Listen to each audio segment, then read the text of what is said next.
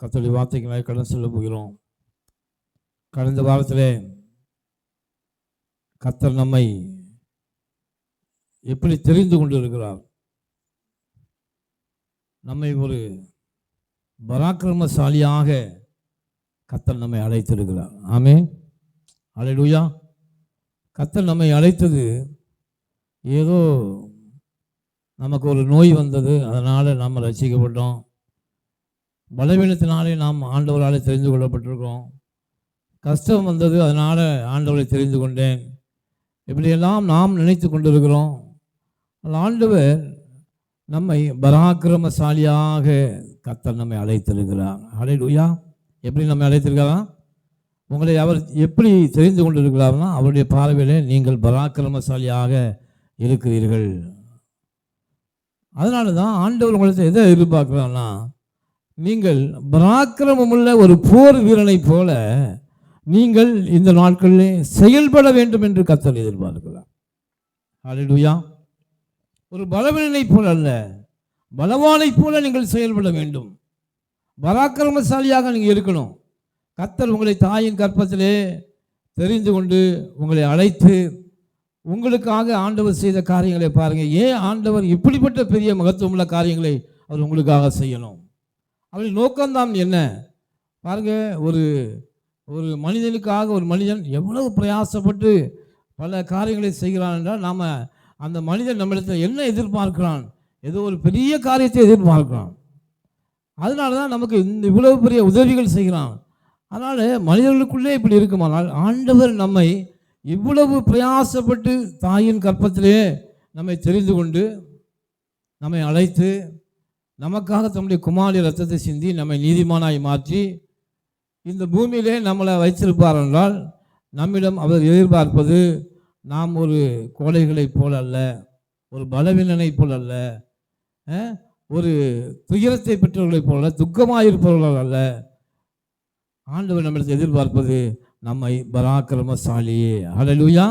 நீங்கள் ஒரு பராக்கிரமசாலியைப் போல, ஒரு போர் வீரனைப் போல அவருக்காக அவருடைய ஊழியத்தை செய்ய வேண்டும் என்று தான் கர்த்தர் உங்களை அழைத்திருக்கிறார். அல்லேலூயா.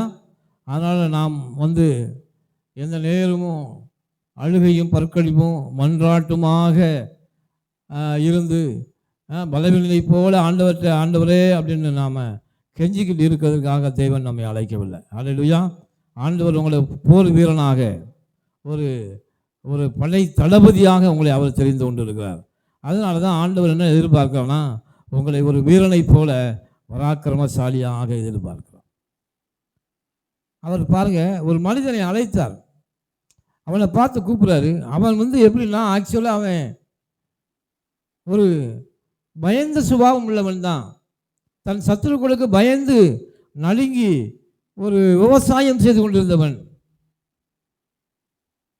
அவன் பாருங்க, ஆண்டவர் அவனை அழைக்கும் போது எப்படி அழைச்சார்னா, வாசிங்க நியாயாதிபதிகள் 6:12 வாசிங்க.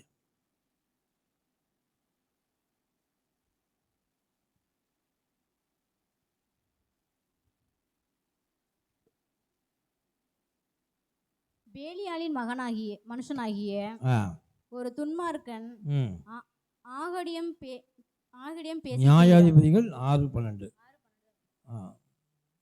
வாசிங்க. பேலியாளின் மனுஷனாகிய ஒரு துன்மார்க்கன் ஆகடியம் பேசி திரிகிறான். அவன் தன் நியாயாதிபதிகளா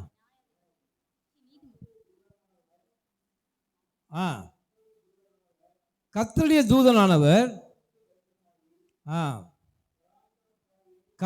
தூதனானவர் அவனுக்கு தரிசனமாகி, கர்த்தர் உன்னோடு கூட இருக்கிறார்,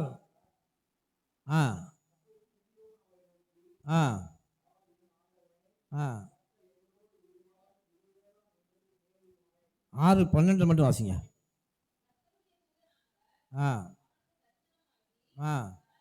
பராக்கிரமசாலியே, கர்த்தர் உன்னோடு கூட இருக்கிறார். அல்லேலூயா.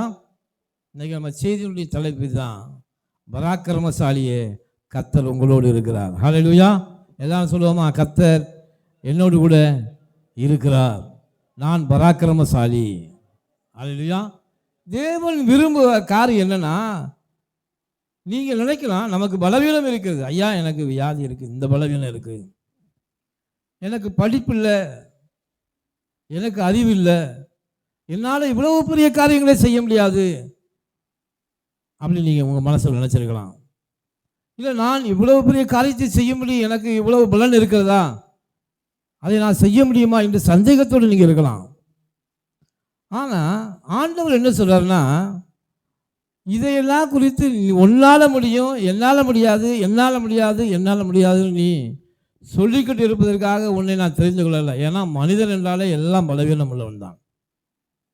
மாம்சமும் என்ன எப்படிப்பட்டது? பலவீனமானது. ஆனால் ஆவியோ உற்சாகம் உள்ளது. ஆமென். கர்த்தர் நம்ம மண்ணில் தான் நம்மளை என்ன செஞ்சார்? படைச்சார். அவர் படைக்கும் போதே நாம் மாம்சமாக இருந்தோம். மாம்சத்திலே எல்லாருமே பலவீனமானவர்கள் தான்.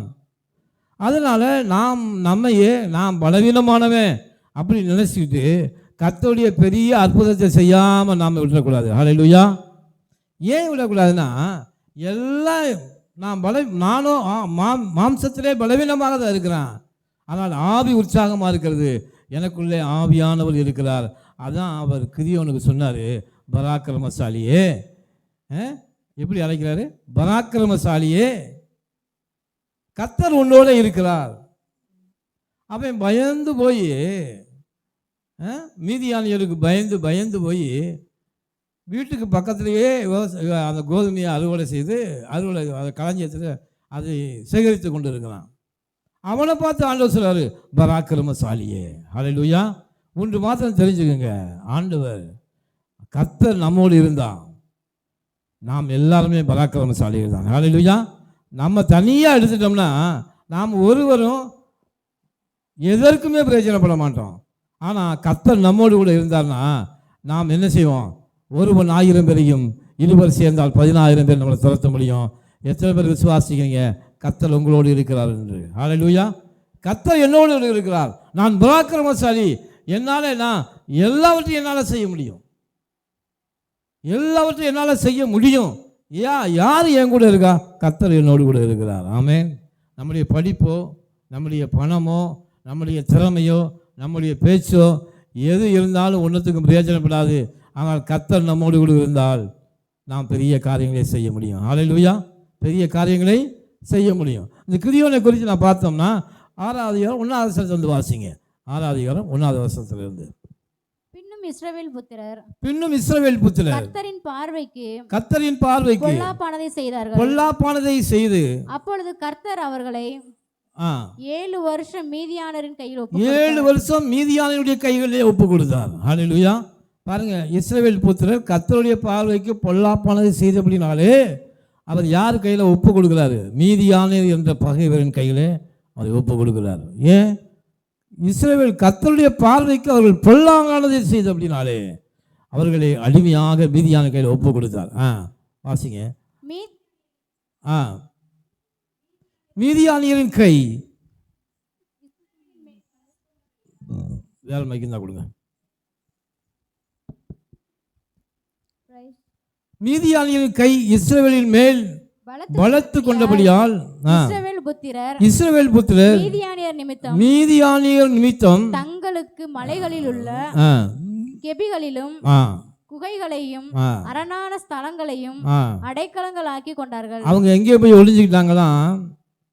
மலைகளில் போய் கெபிகளில் ஒளிஞ்சுக்கிட்டாங்க.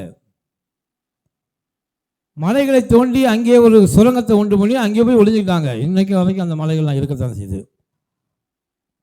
ஏன்னா மீதியானியருக்கு பயந்து போய் அவங்க ஒளித்து கொண்டார்கள். அடுத்த வசனத்தை வாசிங்க. இஸ்ரவேலர் விதை விதைத்திருக்கும் போது மீதியானியரும் அமலேக்கியரும் கிழக்கியர் அனைவருக்கும் விரோதமாய் எழும்பி வந்து காசாவின் எல்லை மட்டும் நிலத்தின் விளைச்சலை கெடுத்து இஸ்ரவேலிலே ஆகாரத்தை ஆகிலும் ஆடு மாடுகள் கழுதைகளை ஆகிலும் வைக்காதே போவார்கள். அவங்களுடைய விவசாயத்தை எல்லாம் என்ன செஞ்சாங்க? மீதியானியர் கெடுத்து போட்டார்கள். அடுத்த வசனத்தை வாசிங்க. அவர்கள் தங்கள் மிருக ஜீவன்களோடும் ஆ தங்கள் கூடாரங்களோடும் ம் வெட்கப்பட் கிளிகளைப் போல் திரளாய் வருவார்கள். ஆ அவர்களுக்கு அவர்கள் ஆ ஒட்டகங்களும் ம் எண்ணி முடியாததாய் இருக்கும். ம் இந்த பிரகாரமாக தேசத்தை கெடுத்துவிட அதிலே வருவார்கள். அவங்க இஸ்ரவேல் தேசத்தை கெடுத்துவிட அவர்கள் ஒட்டகங்கள் மேலே வருவார்கள், மீதியானியர்கள். அடுத்த வசனத்தை வாசிங்க. இப்படி மீதியானியராலே இஸ்ரவேலர் மிகவும் சிறுமைப்பட்டார்கள். மீதியானியராலே இஸ்ரவேல் மிகவும் என்ன செய்தாங்க? சிறுமைப்பட்டார்கள். அப்பொழுது இஸ்ரவேல் புத்திரர் கர்த்தரை நோக்கி முறையிட்டார்கள். இஸ்ரவேல் புத்திரர் இதுதான் வேலை. தேவனுடைய வார்த்தைக்கு கீழ்ப்படிய மாட்டாங்க. அதனால பகைவர்கள் அவர்களை மேற்கொள்ளும் போது திரும்பவும் ஆண்டவர் வந்து முறையிடுவாங்க, ஆண்டவரே எங்களை காப்பாற்றுங்க. அப்புறம் திரும்பவும் ஆண்டவர் என்ன பண்ணுவார்? இறக்கப்பட்டு அவர்களை ரட்சிக்கும்படி ஒருத்தர் அனுப்புவார். அடுத்த வசனத்தை வாசிங்க. இஸ்ரவேல் புத்திரர் மீதியானியர் நிமித்தம் கர்த்தரை நோக்கி முறையிட்ட போது கர்த்தர் ஒரு தீர்க்கதரிசியை அவர்களிடத்திற்கு அனுப்பினால் அவன் அவர்களை நோக்கி இஸ்ரவேலின் தேவனாய கர்த்தர் உரைக்கிறது என்னவென்றால், நான் உங்களை எகிப்திலிருந்து வரவும் அடிமைத்தன வீட்டிலிருந்து புறப்படவும் செய்து எகிப்தியர் கையினின்றும் உங்களை ஒடுக்கின யாவருடைய கையினின்றும் உங்களை ரட்சித்து அவர்களை உங்களுக்கு முன்பாக துரத்தி அவர்கள் தேசத்தை உங்களுக்கு கொடுத்து நான் உங்கள் தேவனாகிய கர்த்தர் என்றும் நீங்கள் குடியிருக்கும் அவர்கள் தேசத்தில் உள்ள எமோரியருடைய தேவர்களுக்கு பயப்படாதீர்கள் என்றும் உங்களுக்கு சொன்னேன். நீங்களோ என் சொல்லை கேளாதே போனீர்கள் என்று சொன்னான். அல்லேலூயா. ஆண்டவர் எதை சொல்றாரோ அதை நம்ம கேட்கலைன்னா நம்ம வாழ்க்கையில் பிரச்சனைகள் வரத்தான் செய்யும். அல்லேலூயா. தேவன் நம்மை கவனித்து கொண்டே இருக்கிறார். நாம் நடக்க வேண்டிய வழியை அவர் நமக்கு தீர்மானிக்கிறார். நீ இந்த வழியாக போ, நான் இந்த வழியை, நீ இந்த வழியாக போனால் உனக்கு எந்த பிரச்சனையும் வராது என்று ஆண்டவர் நமக்கு உணர்த்தும் போது அந்த வழியிலே நாம் நடக்க வேண்டும். அல்லேலூயா. அதை விட்டு நாம் அந்த வழியை விட்டு தப்பி நம்ம நடந்தோம்னா நமக்கு பிரச்சனை வரத்தான் செய்யும். ஆண்டவர் சொன்னார், எம்மோரியருடைய தேவருக்கு நீங்கள் பயப்படாதீங்க, அவங்க உங்களை பயமுறுத்துவாங்க, அதுக்கு நீங்கள் பயப்படாதீங்க அப்படின்னு நான் சொன்னேன். நீங்கள் கேட்கல. நீங்கள் என்ன பண்ணீங்க? அந்த தேவனுக்கு பயந்து நீங்களும் அந்த எமோரியருடைய தேவனை பணிந்து கொண்டீர்கள். அல்லேலூயா. பயந்து போய் அந்த எமோரியருடைய தேவனை அவர்கள் பணிந்து கொண்டு அப்படின்னாலே ஆண்டவர் சொன்னார். அடுத்த வசனத்தை வாசிங்க. அதற்கு பின்பு கர்த்தருடைய தூதனானவர் அபியேசியனான யோவாசின் ஊராகிய ஒப்ராவில் இருக்கும் ஒரு கர்வாலி மரத்தின் கீழ் உட்கார்ந்தார். அப்பொழுது அவனுடைய குமாரன் கிதியோன் கோதுமையை மீதியானியரின் கைக்கு தப்புவிப்பதற்காக ஆலைக்கு சமீபமாய் அதை போரடித்தான். மீதியானியருக்கு பயந்து எங்கே போரடிச்சானா? ஆலைக்கு சமீபமாய் வந்து போரடித்து கொண்டிருந்தான். அப்படின்னா ஆலைக்கு பக்கத்தில் வந்து அந்த கோதுமையை அவன் அறுவடை செய்து சேகரித்து கொண்டிருந்தான். அடுத்த வசனத்தை வாசிங்க. கர்த்தருடைய தூதனானவர் அவனுக்கு தரிசனமாகி பராக்கிரமசாலியே கர்த்தர் உன்னோடு இருக்கிறார் என்றான். ஹல்லேலூயா. ஆண்டவர் என்ன சொன்னார்? பராக்கிரமசாலியே, நீ பயந்து போய் மீதியானவருக்கு பயந்து போய் நீ கோதுமையை அடிச்சுட்டு இருக்க. ஆனால் நான் என்ன நினைக்கிறேன் உன்னை குறித்து? நீ பராக்கிரமசாலி. ஹல்லேலூயா. நீ பராக்கிரமசாலிப்பா. ஏன்னா ஆண்டவர் சொல்றாரு, நான் உன்னோடு கூட இருக்கிறேன். ஆண்டவர் கேட்கிறாரு, புதிய ஏற்பாட்டில் சொல்றாரு, கேட்கிறாரு, நீங்களே தேவனுடைய ஆலயமாக இருக்கிறீர்கள் என்றும் நான் உங்களுக்குள்ளே வாசம் பண்ணுவதை நீங்கள் அறியாது இருக்கிறீர்களா? அப்படி நீங்கள் அறியாமல் இருக்கிறதுனால தான் என்ன நடக்குதுன்னா என்னுடைய வல்லமையை நீங்கள் என்ன செய்ய முடியல, பெற்றுக்கொள்ள முடியவில்லை. சத்தியத்தை அறிவீர்கள், சத்தியம் உங்களை விடுதலையாகும். கர்த்தர் நம்மோடு கூட இருக்கிறார், அவர் என்னோடு கூட இருக்கிறார் என்ற அறியாமை தான் நம்ம பல தோல்விகளை நமக்கு கொண்டு வருகிறது. நான் பராக்கிரமசாலி என்று நீங்கள் நினைக்காதனால தான் பல தோல்விகள் உங்களுக்கு என்ன செய்வது, கடந்து வருகிறது. நான் எதையும் செய்ய என்னால் முடியும், நான் கர்த்தருடைய பார்வையிலே பராக்கிரமசாலி, நான் மட்டுமல்ல கர்த்தர் என்னோடு கூட இருக்கிறபடினாலே நான் பராக்கிரமசாலியாக இருக்கிறேன். ஹல்லேலூயா. ஆண்டவர் நம்மோடு கூட இருக்கிற நாம் தனியாக இருக்குல்ல, ஆண்டவர் நம்மோடு கூட இருக்கிறார். ஆமென். ஆண்டவருடைய இரத்தத்தினாலே கழுவப்பட்டு யாரெல்லாம் ஆண்டவர் நீதிமானாய் மாற்றியிருக்கிறாரோ அவர்களெல்லாம் தேவனுடைய பிள்ளைகளாக இருக்கிறார்கள். அவர்களுக்குள்ளே நான் உங்களுக்குள்ளே வந்து வாசம் பண்ணுவதை நீங்கள் அறியாதிருக்கிறீர்களா? ஹல்லேலூயா. அப்போ ஆண்டவர் நமக்குள்ளே வந்திருக்காருன்னா ஆண்டவர் சொல்றாரு, இனி நீ அல்ல கிறிஸ்து, இனி நான் அல்ல கிறிஸ்துவே. என்ன சொல்றது? இனி நான் அல்ல கிறிஸ்துவே, அவரே எனக்குள்ளே இருந்து வேலை செய்கிறாரு. அப்போ கிறிஸ்து உங்களுக்குள்ளேருந்து வேலை செஞ்சால் நீங்கள் எப்படிப்பட்ட வேலையில் செய்ய முடியும்னா, நீங்கள் எந்த வேலை செஞ்சாலும் அந்த வேலை உங்களுக்கு ஜெயமாக தான் இருக்கணும். ஹல்லேலூயா. நீங்கள் எந்த காரியத்தை எடுத்தாலும் அந்த காரியத்தில் உங்களுக்கு ஜெயம். ஏனென்றால் கர்த்தருடைய ஆவியானவர் உங்களுக்குள்ளே வந்து வாசம் பண்ணி கொண்டு இருக்கிறார். ஆவியானவர் ஒரு நாளும் தோற்று போனதே இல்லை. ஏனென்றால் ஆண்டவர் சகல ஞானம் உள்ளவரும், வானத்தின் பூமி உண்டாக்கினவரும், அதை அஸ்திவாரப்படுத்தினவரும், அதை நிலைநிறுத்தினவரும், எல்லாவற்றையும் ஞானத்தினாலே உண்டாக்கின வல்லமையில தேவன் நமக்குள்ளே ஆவியானவராக இருக்கிற அப்படின்னாலே நாம் எதை செய்தாலும் பராக்கிரமசாலியை போல நாம் செய்வோம். அதை மக்கள் அறியாததுனால தான் என்ன செய்கிறாங்கன்னா, ஐயோ நான் இப்படி இருக்கிறேன், நான் இதை செய்ய முடியவில்லையே, எனக்கு ஏன் இந்த தோல்வி? ஆண்டவரை பார்த்து கேள்விக்கிட்டு இருக்கோம். ஏன் ஆண்டவரை பார்த்து கேள்வி? ஆண்டவரை ஏன் நான் ஜெபிக்கிறேன் இது நடக்கலை? விசுவாசம் இல்லாமல் தேவனுக்கு பிரியமாக இருப்பது கூடாத காரியம். விசுவாசிக்கிறதே உலகத்தை ஜெயிக்கிற ஜெயம். ஏனென்றால் கர்த்தர் எனக்குள்ளே இருக்கிறார் என்பதை நான் விசுவாசிக்கவில்லை. ஆண்டவர் என்ன சொன்ன? ஆண்டவரே நீர் எனக்குள்ளே இருக்கிறீர், நான் பராக்கிரமம் செய்வேன். எனக்குள்ளே இருக்கு, நான் பராக்கிரமம் செய்வேன். அந்த தீர்மானத்தோடு கூட நாம் எந்த வேலையும் செய்யணும். நான் எங்கே போனாலும் நான் கர்த்தர் என்னோடு கூட இருக்கிறார், அதனால் எனக்கு விரோதமாய் உருவாக்கப்படும் எந்த ஆயுதமும் வாய்க்காது. எனக்கு விரோதமாய் 1000 பேர் புறப்பட்டு வரலாம், உன் பக்கம் 1000 பேரும் உன் வலது பக்கம் 10000 பேர் விழுந்தாலும் தீங்கு உன்னை அணுகாது. ஏன் அது அணுகாது? நீ பராக்கிரமசாலி, கர்த்தர் உன்னோடு கூட இருக்கிறார். ஹல்லேலூயா. நீ பராக்கிரமசாலிப்பா, ஆண்டவர் உன்னோடு கூட இருக்காரு. அதனால எந்த தீங்கு உன்னை என்ன செய்யாது, அணுக முடியாது. ஆண்டவர் அணுக விடவே மாட்டார். ஹல்லேலூயா. ஏனென்றால் கர்த்தர் நம்மோடு கூட இருக்கிறார். நீ பலவீரன் அல்ல, பலவீரனும் தன்னை பலவான் என்று சொல்வானாக. நான் என்ன சொன்னா, நான் பலவீனன் தான், ஆனால் எனக்குள்ளே இருக்கிற தேவன் எனக்குள்ளே மிகப்பெரிய பலவானாக இருக்கிறார். ஹல்லேலூயா. அதனால தான் ஆண்டவர் உங்களை எதிர்பார்க்கிறார்னா பராக்கிரமசாலியாக உங்களை எதிர்பார்க்கிறார். ஆமென். நீங்கள் எதை செய்தாலும் ஆண்டவர் சொல்றார், உன் கையின் பிரயாசங்களை நான் ஆசீர்வதிப்பேன், நீ கையிட்டு சில வேலைகளை நான் ஆசீர்வதிப்பேன், நீ எதை செய்தாலும் நன்மை கிருபை உன்னை தொடரும்.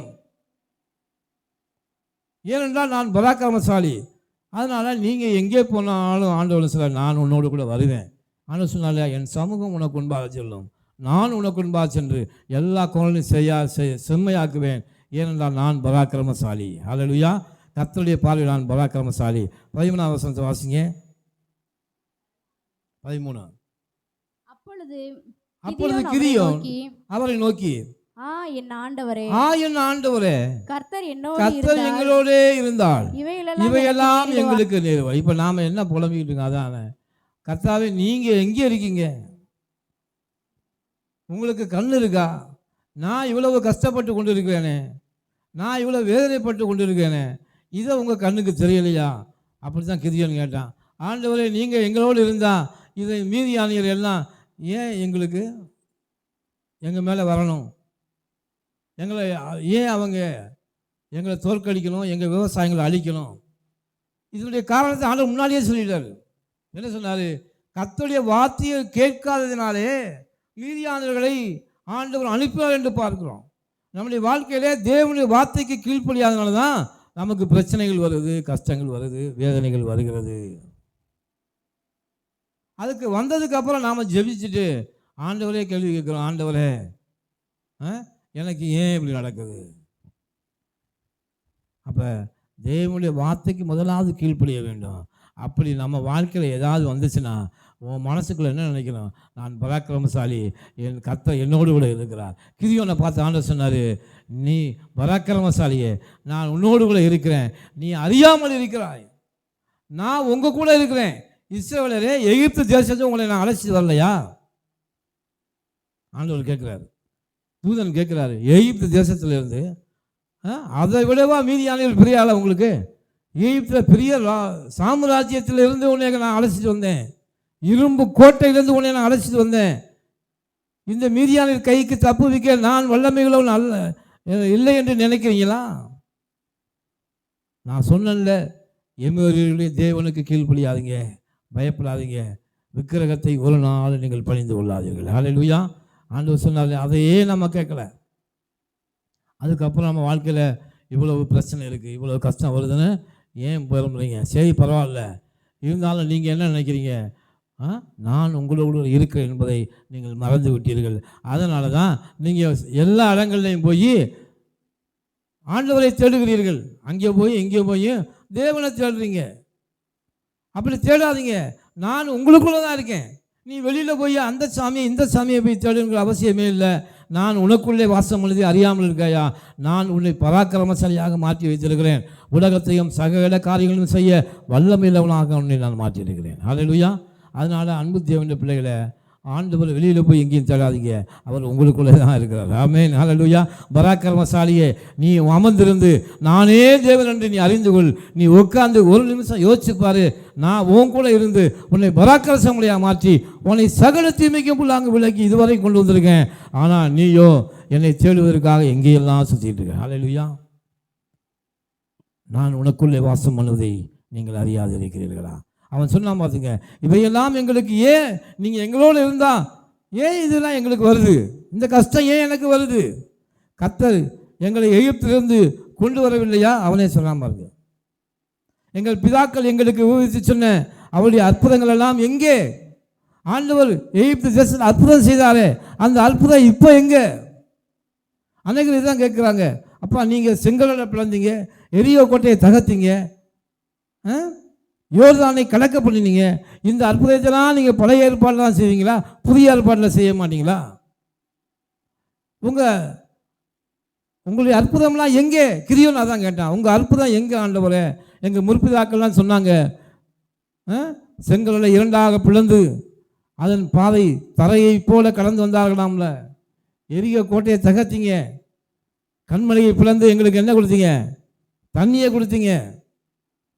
இந்த அற்புதம் எங்கே? ஏன் இந்த அற்புதம் இப்போ நடக்கலைன்னா நீங்கள் என் வார்த்தைக்கு கீழ்ப்படியலை. ஹல்லேலூயா.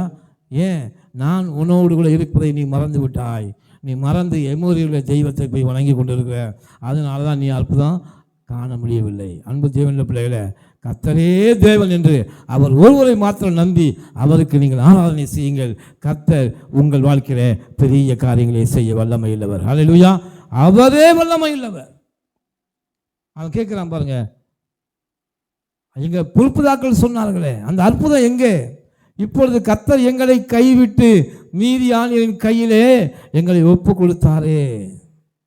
சத்துருவின் கையில் எங்களை ஒப்பு கொடுத்துட்டாரே. ஏன் ஒப்பு கொடுத்தாரு என்று அவனுக்கு தெரியல. அதான் சத்தியத்தை அறிவீர்கள், சத்தியம் உங்களை விடுதலை ஆக்கும். ஆமேன். நம்முடைய கீழ்ப்படியாமையினாலே கர்த்தர் நம்முடைய சத்துருக்கள் கையில் நம்ம ஒப்பு கொடுத்திருக்காரு.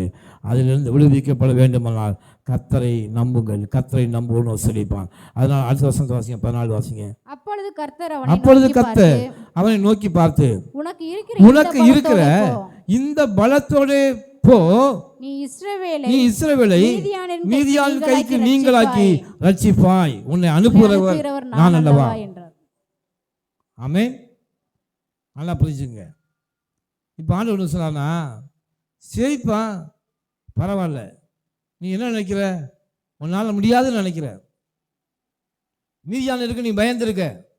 நம்முடைய வாழ்க்கையில் கூட நாம் அப்படி தான் நினச்சிருக்கோம்.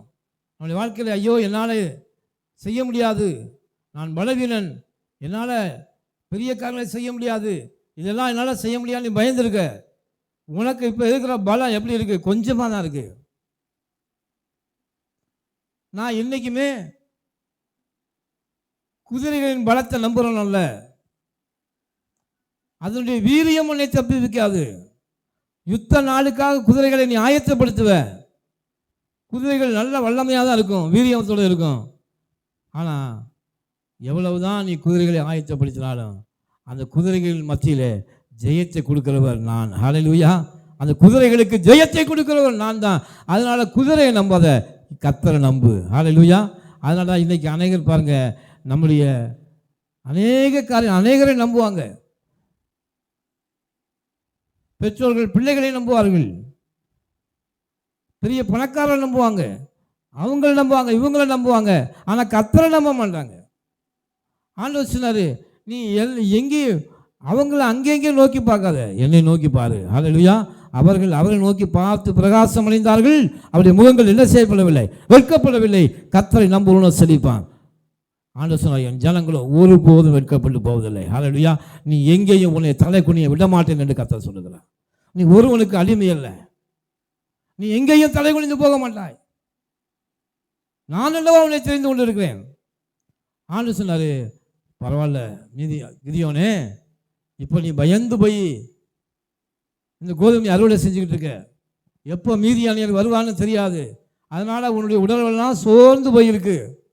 எப்போ நம்முடைய இந்த கோதுமையை அறுவடை செய்து கொண்டு இருக்க, எப்போ அவன் பிடிக்கிட்டு போவான்னு தெரியாமல் பயந்து கொண்டு இருக்கிறாயா? பயப்படாத பராக்கிரமசாலியே, உனக்கு இப்போ என்ன பலன் இருக்கிறது? இந்த பயத்தோடு நீ போ, இந்த பலவீனத்தோட நீ போ. அது ஆண்டவர் சொல்றாரு. உங்களுக்கு எதுவும் இல்லை நினைக்காதீங்க, அறிவு இல்லை, பணம் இல்லை, ஞானம் இல்லை, நேரம் இல்லை, எதுவும் நினைக்காதீங்க. இப்போ இருக்கிற இந்த பலத்தோட கர்த்தருடைய ஊழியத்துக்கு போங்க. ஹல்லேலூயா. இப்போ இருக்கிற இந்த பலத்தோட கர்த்தருக்காக வேலை செய்யுங்கள். ஹல்லேலூயா. ஏனென்றால் ஆண்டவர் சொல்றாரு, மீதியான கைக்கு நீங்களாக்கி ரட்சிப்பாய். நீ இஸ்ரவேலை மீதியான கைக்கு நீங்களாக்கி ரட்சிப்பாய். அப்படின்னா நீ அநேகரை ஆதாயப்படுத்துவாய். உனக்கு ஞானம் இல்லை நினைக்காத, நீ அநேகரை நீ ரட்சிப்பாய். உன்னை, ஏனென்றால் ஆண்டவர் சொல்றாரு, உன்னை அனுப்புகிறவர் நான் அல்லவா. ஹல்லேலூயா. நான் உன்னை அனுப்புறேன்டா, நீ ஏன் பயப்பட? உலகத்தில் நினைச்சு நீ ஏன் பயப்படுற?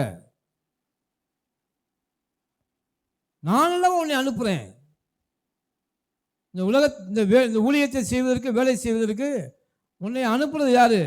நான் உன்னை அனுப்புறேன். அதனால உள்ள பிரச்சனைகளுக்கு குறித்து நீ பயப்படாத, நான் தான் உன்னை அனுப்புகிறேன். ஹல்லேலூயா. சின்ன பிள்ளைங்க உட்காருங்க, ஏன் அங்கிட்டு போயிட்டு இருக்கீங்க? சின்ன பிள்ளைங்க கவனமாக கேளுங்க. மெசேஜ் எழுதும்போது தயவுசெய்து அங்கிட்டு போகக்கூடாது, ஒரே இடத்துல உட்காந்துருக்கணும், கவனமாக கேட்கணும். புரியுதா? சரி, அடுத்த வசனம் வாசிங்க. 15. அதற்கு அவன் என் ஆண்டவரே, நான் இஸ்ரவேலை எதினாலே ரட்சிப்பேன்? இதோ மனாசேயில் என் குடும்பம் மிகவும் எளியது, என் தகப்பன் வீட்டில் நான் எல்லாரும் சிறியவன். ஹல்லேலூயா. இன்னைக்கு நாம் அப்படிதான் நினைச்சிருக்கோம். ஆண்டவரே, இப்போ யாராவது சொன்னா நீங்கள் ஊழியத்துக்கு போங்க, ஆண்டு வேலையை செய்யணும். ஐயா, எனக்கு என்ன படிப்பு இருக்குது, நான் போய் என்னத்தை நான் சொல்லுவேன்? ஆண்டவர் சொல்லால் பவுலை பார்த்து, நீ போ, நான் உன் வாயோடு இருந்து நான் பேசுவேன். ஏன்னா நீ அல்ல, உனக்குள்ளே வாசம் பண்ணுகிற கிறிஸ்துவே உனக்குள் வாசம் பண்ணுகிறார். நீ நினைக்கிற அநேக சமயங்களை என்னுடைய திறமை, என்னுடைய காரியம், நான் இதை எப்படி செய்வேன்? நீ உலகத்தானே போல நீ அல்லப்பா, உனக்குள்ள நான் இருக்கேன்.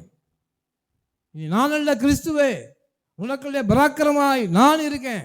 நீ பேச வேண்டிய பேச்சு, எழுத வேண்டிய எழுத்து, செய்ய வேண்டிய வேலை, இவை எல்லாவற்றிலும் நீ செய்யலை, நான் செய்கிறேன். ஹல்லேலூயா. அதை நீ என்னைக்கு புரிஞ்சுக்க போற? அதான் கிதியோன் சொல்றான், மனாசேயில என் குடும்பம் மிகவும் சின்ன குடும்பம், எளிய குடும்பப்பா. நாங்கள் என் தகப்பன் வீட்டில் எல்லாரும் சிறியவன். நான் எங்கள் குடும்பத்தில் நான் தான் களைக்குட்டி, என்னை எவனும் மதிக்க மாட்டான், நான் சின்னவன். என்னைய போய் அந்த மீதியானியருடைய யாராவது இப்போ உங்களை பார்த்து பக்கத்து நாட்டிலேருந்து போருக்கு வந்துட்டாங்க, உன்னை நான் அனுப்புகிறேன், போய் அவங்களோட போகிறேன். ஏயா, நான் ஒரே ஒரு ஆள், நான் சின்னவன், இவ்வளோ பெரிய போர் இராணுவத்தோடு என்னால் மோத முடியுமா? அப்படி தான் எல்லாருமே கேட்பாங்க. இது தட் இஸ் நேச்சர், இது இயற்கையுடைய விதி. எல்லாருமே அதான் கேட்பாங்க. ஐயா, நான் எப்படியா அந்த பெரிய போர் யுத்தத்துக்கு போகிறது? நான் ஒரு ஆள் மாத்திரம் எப்படி நான் போகிறது? இந்த படைகளை நான் ஒருவன் எப்படி ஜெயிப்பது? அப்போ ஆண்டவர் என்ன சொல்றாரு, நீ போ, இந்த பலத்தோட போ, நீ போகிறது நீ போகலப்பா, உன் கூட நான் வர்றேன். அல்லேலூயா. அதனால தான் எந்த பிரச்சனை வந்தாலும், எந்த கஷ்டங்கள் வந்தாலும், எந்த விதரைகள் வந்தாலும் நீங்கள் அவருடைய நாமத்தில் ஜெயத்தெடுக்கணும். ஆமென். அல்லேலூயா. நீங்கள் ஜெயம் எடுக்க ஒரு நாளும் முயற்சி பண்ணாதீங்க. உங்கள் யோசனையை ஒரு நாளும் கொண்டு போகாதீங்க. உங்கள் யோசனை மொழி ஒரு நாள் நடக்காதீங்க. முதலாவது தேவனுடைய ராஜ்யத்தையும் அவருடைய நீதியையும் தேடுங்கள். ஆண்டவர்கிட்ட முழங்கால் போட்டு, ஆண்டவரே இந்த பிரச்சனையை மேற்கொள்ள எனக்கு பலனை கொடுங்க, இந்த தரித்திரத்தை விரட்டுவதற்கான பலனை எனக்கு கொடுங்க, இந்த நோயை நீக்குவதற்கான பலனை எனக்கு கொடுங்க. நான் அல்ல, கிறிஸ்துவே. ஆலோசனை நான் சிறியவன் என்று இருக்கிறேன் சொன்னான். ஆனால் வேறு என்ன சொல்ல, ஆண்டவர் சொல்ல, நான் சிறியவனை புழுதியிலிருந்து உயர்த்தி எளியவனை என்ன குப்பையிலிருந்து எடுத்து பிரபுக்களோடும் ராஜாக்களோடும் உட்கார வைக்கிற வல்லமை இல்லை தேவன் நான். ஆமென். நீ சிறியவனா, உன்னைத்தாப்ப நான் தேடுறேன், வா. உன்னைத்தான் நான் என்ன செய்யேன், புழுதியிலிருந்து எடுத்திருக்கிறேன். குப்பையிலேருந்து உன்னை நான் எடுத்து உன்னை நான் பெரிய ஆளாக வைக்க போகிறது யாரு? நான். ஏன் அப்படி பெரிய ஆளாக மாறுறேன்னா, உனக்குள்ளே நான் இருக்கிறேன். பராக்கிரமசாலியே, நான் உன்னோடு கூட இருக்கிறேன். உம்மாலே நான் ஒரு சேனைக்குள் பாய்வேன். ஆமென். போன வாரம் பார்த்தோம்ல, உம்மாலே நான் ஒரு சேனைக்குள் பாய்வேன். எப்பொழுது நமக்கு அந்த விசுவாசம் வருகிறதோ அப்போதான் நாம் ஜெயிக்க முடியும். விசுவாசம் உலகத்தை ஜெயிக்கிற ஜெயம். 16 வாசிங்க. அதற்கு கர்த்தர், நான் உன்னோடு கூட இருப்பேன். ஒரே மனுஷனை முறியடிப்பது போல நீ மீதியானவரை முறியடிப்பாய். ஹல்லேலூயா. அன்பு தேவனுடைய கர்த்தர் உங்களோடு பேசி கொண்டு இருக்கிறார். உங்கள் வாழ்க்கையில் உங்களுக்கு எந்த பிரச்சனை பெரிய பிரச்சனையாக இருக்கும், இந்த பிரச்சனையிலிருந்து மீள்வதற்கு எத்தனை பேரை நீங்கள் துணைக்கு கூப்பிட்டீங்களோ, எத்தனை பேர் இருந்தால் இந்த பிரச்சனையை சமாளிக்க முடியும் நினச்சிருக்கீங்களா? இல்லை, ஆண்டவர் சொல்றாரு, நான் உன் கூட இருப்பேன். நீ ஒருவனாலே அந்த பிரச்சனையை சமாளிக்க முடியும் என்று கர்த்தர் சொல்கிறார். ஹல்லேலூயா. உன் ஒருவனாலே அது முடியும். ஒரே மனுஷனை அடிப்பது போல நீ மீதியானுடைய மொத்த படைகளையும் அழிப்ப. நீ பராக்கிரமசாலி. ஹல்லேலூயா. இதை தெரிஞ்சுக்குங்க. கர்த்தர் இதை கற்றுக் கொடுக்குறார் நமக்கு. ஒருவன் 1000 பேரையும் 2 பேர் சேர்ந்த 10000 பேரையும் துரத்துவதற்கான வல்லமையை கர்த்தர் நமக்குள்ளே கொடுத்திருக்கிறார். ஒரு பெரிய போர் வீரனாக நம்ம கர்த்தர் மாற்றிருக்கிறார். ஹல்லேலூயா. அதனால நீங்கள் பயப்பட தேவையில்லை. மனுஷிக்கும் பயப்படும், இது இயற்கை தான். ஆனால் இயற்கைக்கு அப்பாற்பட்ட காரியங்களை செய்கிற வல்லமையுள்ள தேவன், மரித்தோரை உயிரோடு எழும்ப பண்ணுகிற வல்லமையுள்ள தேவன், அந்த தேவன் தான் எனக்குள்ள வாசமாக இருக்காருப்பா. அவர் தான் என்னுடைய துணையும் கேடகமானவர். தாவீது என்ன சொன்னா, கர்த்தரின் மேய்ப்பர், உம்மாலே ஒரு சேனைக்குள் பாய்வேன், ஒன்றுமில்லை சேதப்படுத்தாது. இதுதான் நம்முடைய விசுவாசம். ஏனால் நம்மால் முடியும், இயற்கைக்கு அப்பாற்பட்ட காரியங்களை செய்ய முடியும். எந்த ஒரு பிரச்சனையோ வேதனையோ நம்மளை ஒரு நாள் மூழ்கடிக்க முடியவே முடியாது. ஏனென்றால் கர்த்தர் நம்மோடு கூட இருக்கிறார். ஆமென். நம்மளை மூழ்கடிச்சிடலாம், ஆனால் நமக்குள்ளே இருக்கிற தேவனை ஒருவரும் முறியடிக்க முடியாது, வீழ்த்தி விட முடியாது. கர்த்தர் உங்களோடு இருக்கும் வரை ஒருவனும் உங்களை வீழ்த்த முடியவே முடியாது. அல்லேலூயா. நினைக்கிறீங்களா வீழ்த்த முடியும்னு? நான் அல்ல, கிறிஸ்துவே. நீங்கள் என்ன சொல்லணும், என்னை நீ முறியடிச்சிடலாம், ஆனால் எனக்குள்ளே இருக்கிற தேவனை ஒரு நாள் உன்னால் முறியடிக்க முடியாது. ஹல்லேலூயா. என்றைக்கு தேவன் என்னை விட்டு பிரிகிறாரோ, கல்வாரி சிலுவையிலே ஒரு நிமிஷம் இமைப்பொழுது உன்னை மறந்தேன், ஆனால் உருக்கமான இரக்கங்களால் சேர்த்து கொண்டேன். ஒரு நிமிஷம் கர்த்தர் தேவனை கைவிட்டபடினால்தான் இயேசு சிலுவையிலே மரிக்க முடிந்தது. இல்லை என்றால் ஒரு நாளும் இயேசுவுக்கு மரணம் வந்திருக்க முடியாது. அதான் சொன்னா, என் தேவனை ஏன் என்னை கைவிட்டீர்? சிலுவையில் ஒரு நிமிஷம் அவர் கைவிட்டுட்டாரு.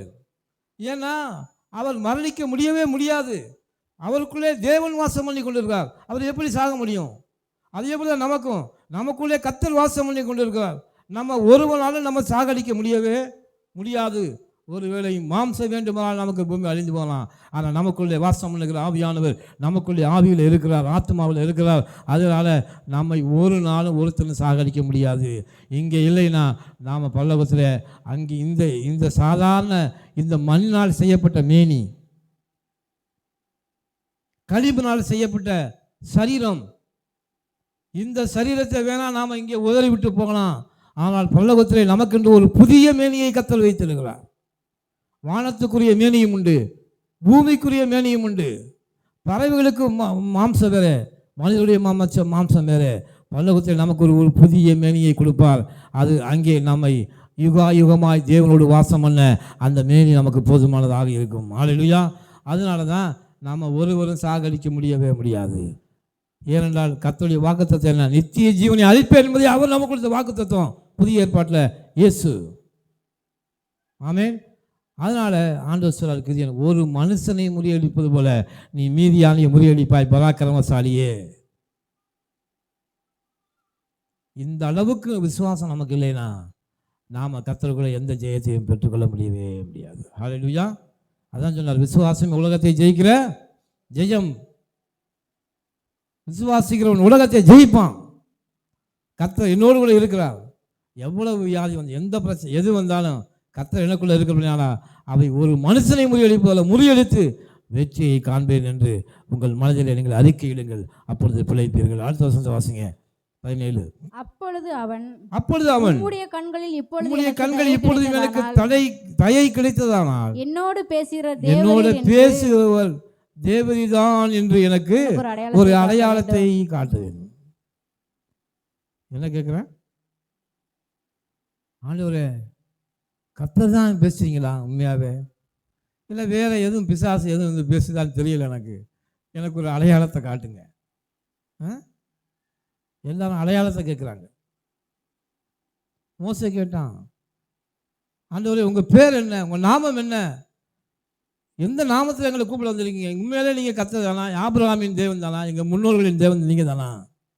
ஏன்னா அநேக தேவர்கள் பூமியில் இருக்காங்க. நீங்கள் பாட்டில் எந்த தேவரையாவது நீங்கள் வணங்கிட்டு போயிடக்கூடாது. தேவர்களுக்கெல்லாம் தேவனாக இருக்கிற கர்த்தர் தான் உண்மையான தேவன். அவர் தான் பிதாவாகிய தேவன். அந்த தேவன் தான் நம்மளை நடத்தணும். ஹல்லேலூயா. அப்போ என்ன அடையாளத்தை கேட்கிறான்? அப்போ என்ன சொன்னார் பாருங்க, அவன் சிவராம் பாருங்க. 18 நான் உம்மிடத்திற்கு என் காணிக்கையை கொண்டு வந்து உமக்கு முன்பாக வைக்கும் அளவும் இவ்விடம் விட்டு போகாதீங்க. அதற்கு அவன், நீ திரும்பி வரும் மட்டும் நான் இருப்பேன். ஆண்டவர் என்ன சொன்னாரு? நீ திரும்பி வரும் மட்டும் நான் இருப்பேன். ஏன் ஆண்டவர் வருகை தாமதிக்க சொன்னார்? ஆண்டவர் சொன்னாரு, எல்லா மனிதன் ரட்சிக்கப்படணும், எல்லாரும் பரலோகத்துக்கு போகணும். அதனால தான் 2வது வருகையை நான் தாமதம் பண்ணுறேன். 2வது வருகையை நான் தாமதிக்கிறேன். நீ மட்டும் பரலோகத்துக்கு போனால் பத்தாது, எல்லாரும் போகணும், எல்லாரும் ரட்சிக்கப்படணும், எல்லா மனிதரும் ரட்சிக்கப்படவும் சத்தியத்தை அறிகிற அறிவாளையும் நான் விரும்புகிறேன் என்று கர்த்தர் சொன்னார். அதான் ஆண்டவருக்கு சொல்ல போங்க, தீர்க்கதரிசனமா, நீ திரும்பி வரும் மட்டும் நான் இருப்பேன். ஹல்லேலூயா. அதனால் நீ போயிட்டு வா, நீ உன் காணிக்கையை கொண்டு வா. அடுத்த வருஷத்தை வாசிங்க. உடனே கிதியோன் உள்ளே போய் ஒரு வெள்ளாட்டுக்குட்டியையும் ஒரு மரக்கால் மாவிலே புளிப்பில்லாத அப்பங்களையும் ஆயத்தப்படுத்தி இறைச்சியை ஒரு கூடையில் வைத்து ஆணத்தை ஒரு கிண்ணத்தில் வார்த்து அதை வெளியே கர்வாலி மரத்தின் கீழ் இருக்கிற அவரிடத்திற்கு கொண்டு வந்து வைத்தான். ஹல்லேலூயா. பாருங்க, மனிதன் எப்பவுமே கர்த்தரை பிரியப்படுத்தணும்னா காணிக்கையை செலுத்துகிறான். ஹல்லேலூயா. இங்கே வந்து அவன் என்ன, தன்னுடைய காணிக்கை என்பது தன்னுடைய கீழ்ப்படிதலை கர்த்தருக்கு தெரிவிப்பது, அவரை ஹானர் பண்ணுவது. இது இங்கேருந்து தொடங்கலை, காயின் ஆபேலிருந்து தொடங்கிடுச்சு. கர்த்தரை நம்ம பிரியப்படுத்தணும், அவரை ஹானர் பண்ணணும், அவரை கௌரவப்படுத்தணும்னா அவருக்கு நாம் எதையாவது கொடுக்கணும். ஹல்லேலூயா. கிதியோனுக்கு என்ன தெரியும்? ஆனால் அவன் என்ன செஞ்சான் பாருங்க, நான் உங்களுக்கு ஒரு காணிக்கையை கொண்டு வரேன், நான் காணிக்கையை கொண்டு வர வரைக்கும் நீங்கள் இங்கேயே இருங்க. அவன் என்ன செஞ்சான்? உடனே போய் ஒரு ஆட்டுக்குட்டியை பிடிச்சான், ஒரு மரக்கால் மாவிலே புளிப்பதால் அப்பங்களை சுட்டான், இறைச்சியை ஒரு கூடையில் வச்சான், கிண்ணத்தை ஒரு சட்டியில் வச்சு கொண்டு வந்து கர்வாலி மரத்தின் கீழே இருக்கிற தேவனுடைய தூதரிடத்தை கொண்டு வந்தான். அடுத்த வசனத்தை வாசிங்க. அப்பொழுது தேவனுடைய தூதனானவர் அவனை நோக்கி நீ இறைச்சியையும் புளிப்பில்லா அப்பங்களையும் எடுத்து இந்த கற்பாறை மேல் வைத்து ஆணத்தை ஊற்று என்றார். குழம்ப ஊத்து அப்படின்னு சொன்னாரு. அவன் அப்படியே செய்தான். அடுத்த வசனம். அப்பொழுது கர்த்தருடைய தூதன் தமது கையில் இருந்த கோழி நுனியை நீட்டி இறைச்சியையும் புளிப்பில்லாத அப்பங்களையும் தொட்டார். அப்பொழுது அக்கினி கற்பாறையிலிருந்து எழும்பி இறைச்சியையும் புளிப்பில்லாத அப்பங்களையும் பட்சித்தது. என்ன சொல்றது? அவர் பட்சிக்கிற அக்கினி ஆயிருக்கிறாரே. ஹல்லேலூயா. எப்பெல்லாம் அக்கினி என்று எப்பெல்லாம் போடப்பட்டிருக்கோ அங்கெல்லாம் கர்த்தர் இருக்கார். கர்த்தருக்கு அடையாளம் என்னன்னா அக்கினி. கர்த்தர் எங்கே வந்து இறங்குறாரோ அங்கே அக்கினி. சீனாய் மலையில் ஆண்டு இறங்கும் போது அக்கினியும் எரிகிற தீயின் ஜுவாலையும். அது என்ன செஞ்சுச்சான்? அவர் கையில் இருந்த வைத்திருந்த குச்சியை வச்சு அதை தொட்டதான் செஞ்சார். உடனே அக்கினி அந்த போஜனத்தை பட்சித்தது. ஹல்லேலூயா. கர்த்தரின் தூதனோ என்றால் அவன் கண்களுக்கு மறைந்து போனார். அவர் சொன்னபடி சாப்பிட்டு போயிட்டார். அடுத்த வருஷம் வாசிங்க. அப்பொழுது கிதியோன் அவர் கர்த்தருடைய தூதன் என்று கண்டு, அவர்தான் கர்த்தருடைய தூதன் என்று கண்டு, ஐயோ கர்த்தரான ஆண்டவரே, நான் கர்த்தருடைய தூதனை முகமுகமாய் கண்டேன் என்றான். ஹல்லேலூயா. கர்த்தர் உமக்கு சமாதானம், உனக்கு சமாதானம், பயப்படாதே, நீ சாவதில்லை என்று சொன்னார். ஹல்லேலூயா. ஆண்டவராய் இயேசு கிறிஸ்து தேவனுடைய தற்சுரூபமாய் இருந்தார். இயேசுவை பார்த்தவங்க யாராவது செத்தாங்களா? இல்லை. இயேசுவை பார்த்தவங்களுக்கு சமாதானம் வந்தது. ஆண்டவர் சொன்னார், பயப்படாதே, உனக்கு சமாதானம். ஆண்டவர் வரும்போது என்ன செஞ்சு? பயப்படாதிருங்கள், இதோ எல்லா ஜனத்துக்கு மிகுந்த சந்தோஷமும் சமாதானமும். பாருங்க 24 வசனத்தை வாசிங்க. அங்கே கிதியோன் கர்த்தருக்கு ஒரு பலிபீடத்தை கட்டி அதற்கு யெகோவா சாலோம் என்று பேர். சாலோம் என்றால் சமாதானம் என்று பெயரிட்டார். ஹல்லேலூயா. அது இந்நாள் வரைக்கும் அபியேசின் ஊராகிய ஓபிராவிலே இருக்கிறது. இந்நாள் வரைக்கும் அது இருக்கு. அடுத்த வசனம். அன்று ராத்திரியிலே கர்த்தர் அவனை நோக்கி, நீ உன் தகப்பனுக்கு இருக்கிற காளைகளில் 7 வயதான 2 காளையை கொண்டு போய் உன் தகப்பனுக்கு இருக்கிற பாகாலின் பலிபீடத்தை தகர்த்து அதன் அருகே இருக்கிற தோப்பை வெட்டி போட்டு. பாருங்க, அந்த இஸ்ரவேல் மக்கள்லாம் பாகாலை வணங்க ஆரம்பித்து தோப்பு விக்கிரகங்களை உண்டு பண்ணியிருந்தார்கள். ஆண்டவர் என்ன கட்டளையிட்டார்னா, முதலாவது மீதியானியரை நீ ஜெயிக்கணும்னா முதல்ல நீ என்ன செய்ய? அந்த தோப்பு விக்கிரகத்தை பாகாலின் பலிபீடத்தை தகர்த்து போடு என்று கர்த்தர் சொன்னார். ஹல்லேலூயா. உங்கள் வாழ்க்கையில் வெற்றி வரணும்னா நீங்க உங்களுக்குள்ளே இருக்கிற அந்த விக்கிரக ஆவியை, அந்த பாகாலின் பலிபீடத்தை, கர்த்தருக்கு பிரியமில்லாத காரியம்தான் பாகாலின் பலிபீடம். உங்கள் வாழ்க்கையில் எதெல்லாம் தேவனுக்கு பிரியமில்லாத காரியமாக இருக்கிறதோ அதை முதல்ல நீ தகர்த்து போடு. அப்போதான் உன் வாழ்க்கையில் ஜெயிக்க முடியும் என்று கர்த்தர் சொல்லுகிறார். ஹல்லேலூயா. உன் மனசு சொல்லுகிற இந்த காரியங்கள் எல்லாம் இது தேவனுக்கு பிரியமில்லாது என்று எதையெல்லாம் உன் மனசு சொல்லுகிறதோ அதையெல்லாம் நீ தகர்த்து போடு. அப்பொழுது ஒரு பெரிய வெற்றியை கர்த்தர் உனக்காக வைத்திருக்கிறார். ஹல்லேலூயா. இந்த ஒரு சின்ன காரியம் தான், அது உன் பெரிய ஆசீர்வாதத்தை தடை பண்ணி கொண்டிருக்கிறது. ஒரு சின்ன கல்லு தான் கோலியாத்தை முறியடித்தது. ஒரு சின்ன கல்லு தான் உன் பெரிய ஆசீர்வாதத்தை தடை பண்ணிக்கிட்டு இருக்கு. அதை எதிர்பார்த்து சரி பண்ணு. அப்பொழுது ஒரு பெரிய ஆசீர்வாதத்தை கர்த்தர் உனக்கு முன்னே கொண்டு வந்து நிறுத்துவார். ஹல்லேலூயா. ஆண்டவர் என்ன சொன்னார்? முதல்ல நீ போய் மீதியானவர்களை சண்டை போடுன்னு சொல்லலை. உனக்குள் பாகாலின் பலிபீடம் இருக்கும் வரை நீ எந்த போர் செஞ்சாலும் நீ ஜெயிக்க முடியாது என்று கர்த்தர் சொல்லுகிறார். பாகாலுடைய காரியங்கள் உனக்குள்ள இருக்கிறவரை நீ ஜெயிக்க முடியாது என்று கர்த்தர் சொல்லுகிறார். அதை முதல்ல தகர்த்து போடு, அதை உன் வாழ்க்கையில் எடுத்து போடு. அப்பொழுது நீ கர்த்தருக்கு பிரியமுள்ள மகனாய் மாறுவாய். அப்பொழுது கர்த்தர் தம்முடைய பரிபூர்ண ஆசீர்வாதங்களை உனக்கு அனுப்புவார். ஹல்லேலூயா. ஆண்டவர் சொல்றாரு, அதன் அருகே இருக்கிற தோப்பை வெட்டி போட்டு. அடுத்த வசனத்தை வாசிங்க. இந்த கற்பாறை உச்சியிலே ஒரு இடத்தில் உன் தேவனாகிய கர்த்தருக்கு ஒரு பலிபீடத்தை கட்டி இரண்டாம் காளையை கொண்டு வந்து அதை வெட்டி போட்ட தோப்பினுடைய கட்டை விறகுகளின் மேல் சர்வாங்க தகனமாய் பலியிட கடவாய். ஆண்டவர் என்ன சொன்னார் பார்த்தீங்களா? நீ எப்பொழுது அந்த காரியத்தை செய்து பாகாலின் பலிபீடத்தை தகர்த்து அந்த பலிபீடத்தின் மேலே இருக்கிற கட்டைகளை எடுத்து நீ தகனித்து எனக்கு ஒரு பலிபீடத்தை கட்டு. பாகாலின் பலிபீடத்தை இடித்து போட்டுவிட்டு கர்த்தருக்கு என்று பலிபீடத்தை நீ உன் உள்ளத்திலே கட்டுகிறாயோ, அப்பொழுது கர்த்தர் உனக்கு கொடுத்த வாக்குத்தத்தத்தை உனக்குள்ளே நிறைவேற்றுவார். அப்பொழுதுதான் எதிர்பார்த்த காரியங்களை கர்த்தர் உனக்கு வாய்க்க பண்ணுவார். அப்பொழுது தேவனுடைய பரிபூர்ண ஆசீர்வாதங்களை நீ சுதந்திரிப்பாய். அது ஒரு சின்ன தடையாக இருக்கின்ற கர்த்தர் உனக்கு ஞாபகப்படுத்துகிறார். ஹல்லேலூயா. அந்த இரண்டாம் காளையை கொண்டு வந்து அதை நீ வெட்டி போட்ட தோப்பினுடைய கட்டை இறைகளின் மேல் சர்வாங்க தகனமாய் உன்னை சர்வாங்க தகன பலிபீடமாக மாற்று என்று கர்த்தர் சொல்றார். தேவனுக்கு பிரியமான பலியாக உன்னை ஒப்புக்கொடு, கர்த்தருக்கு பிரியமான பலியாக உன்னை நீ ஒப்புக்கொடு என்று கர்த்தர் சொல்லுகிறார். அப்பொழுது பெரிய ஆசீர்வாதத்தை கர்த்தர் உனக்கு வைத்திருக்கிறார்.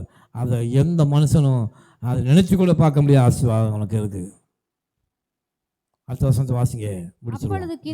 அப்பொழுது கிதியோன் தன் வேலையாட்கள் 10 பேரை சேர்த்து கர்த்தர் தனக்கு சொன்னபடியே செய்தான். அவன் என்ன செஞ்சான்? ஐயோ, எங்கள் அப்பா இதெல்லாம் வணங்கிக்கிட்டு இருக்காங்க, எங்கள் இன பந்துக்கள்லாம் இதை வணங்கிக்கிட்டு இருக்காங்க, இதை நான் இடித்து போட்டேன்னா எல்லாரும் சேர்ந்து என்னையே கொண்டுருவாங்க, ஐயோ இந்த வேலையை என்னால் செய்ய முடியாது என்று அவன் சொல்லவில்லை. அவனுக்குள்ளே கர்த்தருடைய ஆவியானவர் வந்து விட்டார். ஹல்லேலூயா. அவனுக்கு தைரியம் வந்துருச்சு. எப்பொழுது உங்களை பாவங்களை மேற்கொள்வதற்கான தைரியத்தை நீ வரவழைத்துக் கொள்கிறாய், அப்பொழுது நீ ஜெயிச்சிட. ஹல்லேலூயா. ஆண்டவர் சொன்னாரு, அவன் வேதம் கர்த்தர் தனக்கு சொன்னபடியே செய்தான். ஹல்லேலூயா. எத்தனை முறை பைபிளை வாசிக்கிறீங்க? கர்த்தர் எத்தனை முறை உங்களோடு பேசியிருப்பாரு? அத்தனை முறை நீங்கள் பேசியிருக்க அந்த வார்த்தைக்கு நீங்கள் கீழ்ப்படிஞ்சீங்கன்னா அன்னைக்கே இந்த ஆசீர்வாதம் உனக்கு வந்திருக்கும் என்று கர்த்தர் சொல்லுகிறார். ஹல்லேலூயா. அவன் சொன்னபடியே செய்தான். அவன் தன் தகப்பன் குடும்பத்தாருக்கும் அந்த ஊர் மனுஷனுக்கும் பயப்பட்டபடினாலே அதை பகலிலே செய்யாமல் இரவிலே செய்தான். ஹல்லேலூயா.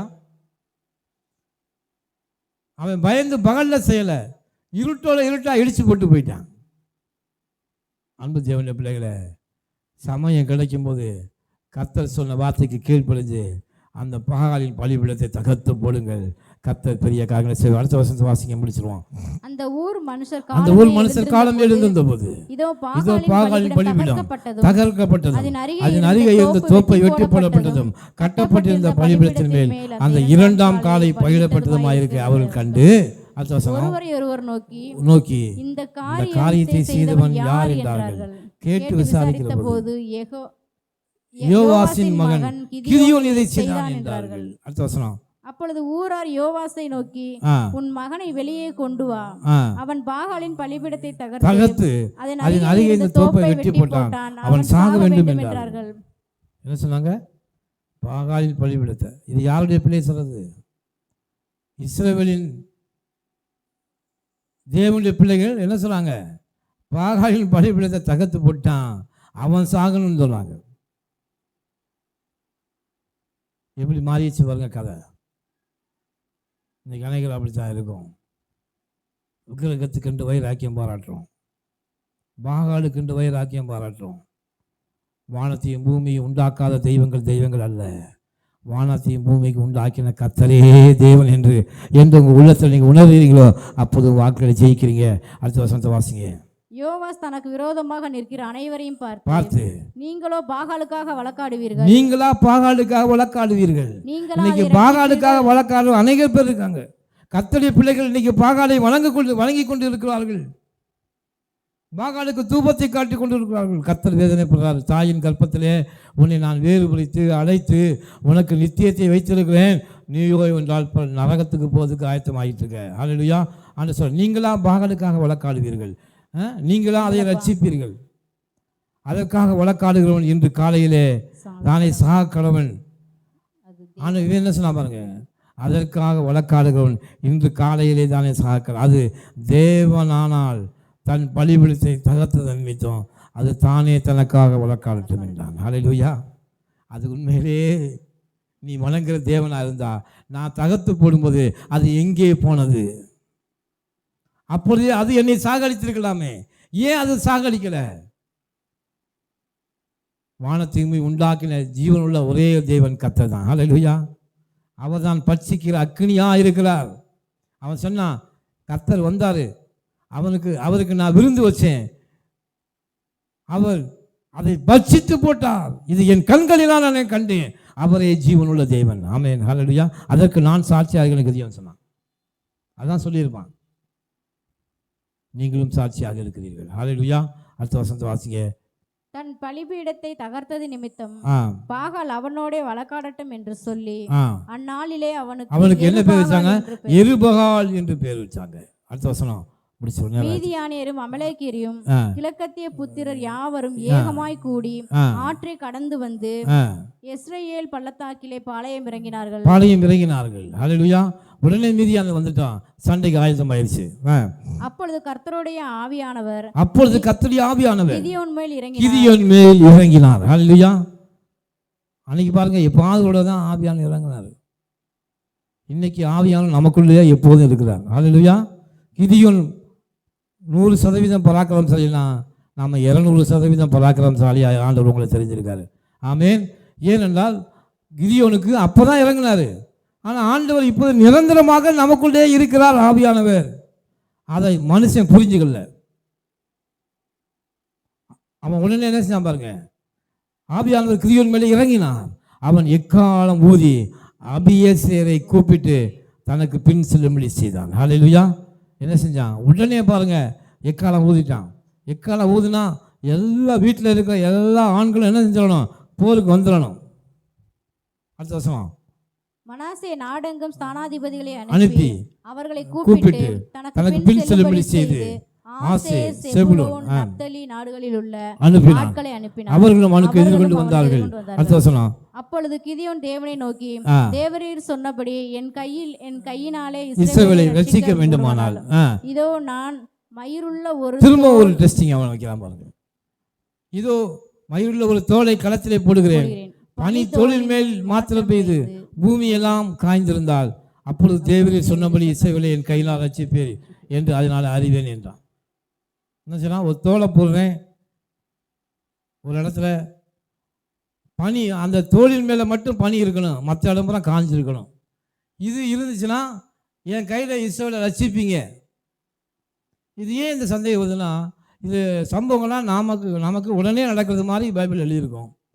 ஆனால் உண்மையிலே என்னச்சுன்னா, இந்த சம்பவங்கள்லாம் கிட்டத்தட்ட 5 வருஷம் 10 வருஷத்துக்கு இடையில கேப்பில் நடக்கிற காரியம். அதனால தான் அவனுக்கு அடிக்கடி சந்தேகம் வந்துருச்சு, கர்த்தர் என்னைய தான் அனுப்புனாரா? சம்பவம்லாம் 10 வருஷம் 20 வருஷம் கழித்து டிஃப்ரென்ஸ் நடந்தது. அதனால தான் அவனுக்கு சந்தேகம் வந்துருச்சு. அதான் அவன் சொன்னான், தோல் பனியில் மேத்தில் பெஞ்சிருக்கணும், மற்ற இடம் காஞ்சிருந்தா கர்த்தர் தான் இதை என்னை அனுப்பினேன் என்று நான் என்னை ரசிக்கிறேன் என்று நான் நம்புகிறேன்னு சொன்னான். அடுத்த வருஷத்தை வாசிங்க. அப்படியே ஆயிற்று. அவன் மறுநாள் காலமே எழுந்திருந்து தோலை கசக்கி அதிலிருந்த பனி நீரை ஒரு கிண்ணம் நிறைய பிழிந்தான். ஹல்லேலூயா. பாருங்க, அப்பொழுது கிதியோன் தேவனை நோக்கி, நான் இன்னும் ஒரு விசை மாத்திரம் பேசுகிறேன், உமது கோபம் மூளாதிருப்பதாக. தோழினாலே நான் இன்னும் ஒரு விசை. எத்தனை டெஸ்டிங் பண்றாம பாருங்க. நம்ம ஆளுங்க இப்படித்தான். நமக்கு இந்தியாவுக்கு தமிழ்நாட்டுக்கு வந்த அப்போஸ்தலர்கள் தோமாவும் அப்படித்தான். என் கையை உன் விழாவிலே போட்டு அந்த தழும்பு இருக்குதா இல்லையான்னு பார்த்தாதான் நான் நம்புவேன்னு சொன்னான். இந்த கிதியோன் அப்படி தான் சந்தேகப்பட்டு இருக்கான் பாருங்க. இன்னும் ஒரு விஷயம் கூட நான் சோதிக்கிறேன்னு சொல்லி இப்போ என்ன சொன்னால், தோலினால இன்னும் ஒரு விஷயம் சோதனை பண்ண, தோல் மாத்திரம் காய்ந்திருக்கவும் பூமி எங்கும் பனி பெய்திருக்கவும் கட்டளிடும் என்றான். அடுத்த வசனம். அப்படியே தேவன் அன்று ராத்திரி செய்தார், தோல் மாத்திரம் காய்ந்திருந்து பூமி எங்கும் பனி பெய்திருந்தது. ஒரு மனுஷனுடைய பேச்சை கேட்டு, இது இயேசுவா இருந்தா கூட, குமாரனாகிய தேவனா இருந்தா கூட இது செஞ்சிருப்பாரு. ஆனால் பிதாமாகிய தேவன் எவ்வளவு கோவப்படுவார். ஆனால் அவன் சொல்றதெல்லாம் கேட்டு என்ன பண்ணாரு? நீங்க நினைக்கலாம், கர்த்தர் அவ்வளவு கோபமா இருக்கா, தேவன் அன்பாகவே இருக்கிறார். ஹல்லேலூயா. பாருங்க, அவர் எப்படிலாம் அவன் சொன்னதுக்கெல்லாம் கீழ்ப்படி செஞ்சால் பாருங்க. அடுத்த வசனம் வாசிங்க. 41 அவ்வளோதான் முடிஞ்சிச்சா? சரி, அடுத்த அதிகாரத்துக்கு போங்க. முதல் வசனம் வாசிங்க. அப்பொழுது கிதியோனாகிய எருபாகாலின் எருபாகாலும் அவனோடு இருந்த ஜனங்கள் யாவரும் காலமே எழுந்து புறப்பட்டு ஆரோத் என்னும் நீரூற்றின் கிட்ட பாளையம் இறங்கினார்கள். மீதியானியரின் பாளையம் அவனுக்கு வடக்கே மோரே மேட்டிற்கு பின்னான பள்ளத்தாக்கிலே இருந்தது. அப்பொழுது கர்த்தர் கிதியோனை நோக்கி, நான் மீதியானரை உன்னோடு இருக்கிற ஜனங்கள் கையில் ஒப்புக் கொடுக்கிறதற்கு அவர்கள் மிகுதியாய் இருக்கிறார்கள். என் கை என்னை ரட்சித்தது என்று இஸ்ரவேல் எனக்கு விரோதமாய் வீம்பு பேசுகிறதற்கு இடமாகும். ஆகிலும் பயமும் திகிலும் உள்ளவன் எவனோ, பயமும் திகிலும் உள்ளவன் எவனோ அவன் திரும்பி கீலேயாத் மலையிலிருந்து கலப்பையின் மேல் கையை வச்சுட்டு யாரும் திரும்பி பார்க்க கூடாது.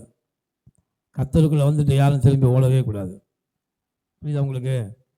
பயமும் திகில் இருந்துச்சுன்னா இப்பவே போயிரு. நீ ஜனங்களின் செவியில் கேட்க பிரசித்தப்படுத்து. அப்பொழுது ஜனத்தில் 20,000 பேர் திரும்பி போய்விட்டார்கள். 10,000 பேர் மீதியா இருந்தாங்க. எத்தனை பேர் இருந்தாங்களா? 20,000 பேர் போயிட்டாங்க. 10,000 பேர் தான் மிஞ்சினாங்க. அப்போ 30,000 பேர் போனாங்க. அப்போ என்ன சொல்லியிருப்பாங்கன்னா, 30,000 பேர் நாங்கள் போய் அவங்கள அழிச்சிட்டோங்க அப்படிம்பாங்க. ஆனால் கர்த்தருக்கு இங்கே மகிமை இல்லை. அதனால தான் ஆளை குறைச்சிட்டாரு. அடுத்த வருஷம் 4வது வருஷம் வாசிங்க. கர்த்தர் கிதியோனை நோக்கி, ஜனங்கள் இன்னும் அதிகம் பேர் இருக்காங்க. யாராவது பழைய கூட்ட பார்ப்பாங்களா குறைக்க பார்ப்பாங்களா? அதிகமாக இருந்தால் தான் ஜெயிக்க முடியும். ஆனால் ஆண்டவர் எப்படி பாருங்க, குறைக்கிறாரு. இது அதிகம்ப்பா, இது அதிகம். ஆண்டவர் சொல்லார் பாருங்க, ஜனங்கள் இன்னும் அதிகம், அவர்களை தண்ணீர் அண்டிக்கு இறங்கி போக பண்ணு, அங்கே அவர்களை பரிசித்து காட்டுவேன். உன்னோடு கூட வரலாம் என்று நான் யாரை குறிக்கிறேனோ அவனோடு கூட வர கடவன். ஹல்லேலூயா. கர்த்தர் யாரை தாயின் கற்பத்திலே தெரிந்து கொண்டாரோ அவர்களையே அழைத்தார். அழைத்த உண்மையை அதை ஆசிர்வதிப்பார். கர்த்தர் எவன் மேல் பிரியமாக இருக்க சித்தமாக இருப்பான், அவன் பிரியமாக இருப்பான். அன்பு தேவனுடைய பிள்ளைகளே, மீதியானியரை கர்த்தர் கிதியோன் கையிலே ஒப்பு கொடுத்தார். ஹல்லேலூயா. அவன் பராக்கிரமசாலி என்று அவன் அழைத்தார். அவன் எஸ்தியை பார்த்தீங்கன்னா பயந்தவன், ஆனாலும் அவனை அழைத்து அவனுக்கு பெரிய ஸ்தானத்தை கொடுத்து அவனை பெரிய போர் படை தளபதி ஆக்கி, கர்த்தரும் இப்படி தான் தாயின் கற்பத்திலே உங்களை அழைத்து உங்களை படை தளபதி ஆக்கி ஒரு பிரேயர் வாரியராக மாற்றி கர்த்தர் உங்களை வச்சிருக்காரு. அந்த வச்சிருக்கிற அந்த ஸ்தானத்தை விட்டு ஒரு நாளும் விலகாதீர்கள். ஹல்லேலூயா.